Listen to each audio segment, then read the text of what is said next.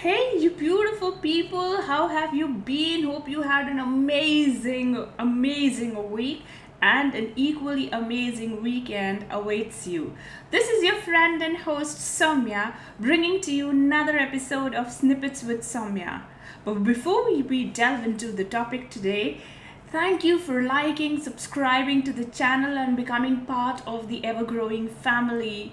Like I said, comments coming up, and I'm opening that vista and windows even on YouTube for us to have this beautiful interaction and getting into that space of knowing and learning and decoding things together. So today the topic is baggage of the past. Well, we all are somewhere prisoners of the past. Well, the other day I was just dealing with a situation and I thought that the person would be reacting in a certain way. To my utter delight and surprise, the person did not, and I was absolutely in a very negative mode. So that's what I thought. Is it the past? Was that my experience with the person in the past that made me think so negatively? Maybe the situation in the past was such. Maybe the person was influenced in a way.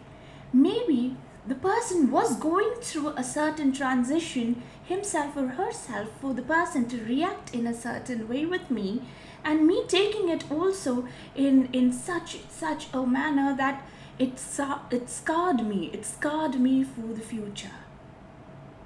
More often than not, we carry this kind of baggage in our relationships, in our professional lives, and both places.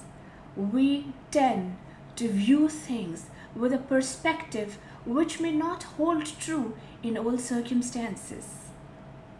Have you been part of discussion wherein few of your ex-colleagues gather together and you still talk about, what happened when those colleagues were there in the organization? Do you often talk about your ex? That's the thing. You neither quit the organization nor your ex. So what happens actually in all these circumstances? Well, let me share with you a Buddhist story. So there were two monks. They were asked by their guru to go from one village to the other. While they were going from one village to the other, one of the monks was encountered by a prostitute, and she walked up to them and said, "Well, I see that this river is so deep and I'm wearing such beautiful jewelry and such beautiful costume. My customer awaits me on the other side. Would you be kind enough to put me as a sack on your back and cross the river so that, there's minimum damage on my clothes?" The monks looked at each other. Their guru forbid them from going close to anything which was materialistic, anything that was, enticing and in a way that would attract them away from the path of salvation. After few moments of deep thought, one of the monks said, "Oh yeah, sure," because he also said, "My guru also told me to help the other person. So with that intention, I'm going to help you." So he hoists the woman on his back and they cross the river. While they cross the river, she then disembarks from his back and thanks them and moves on.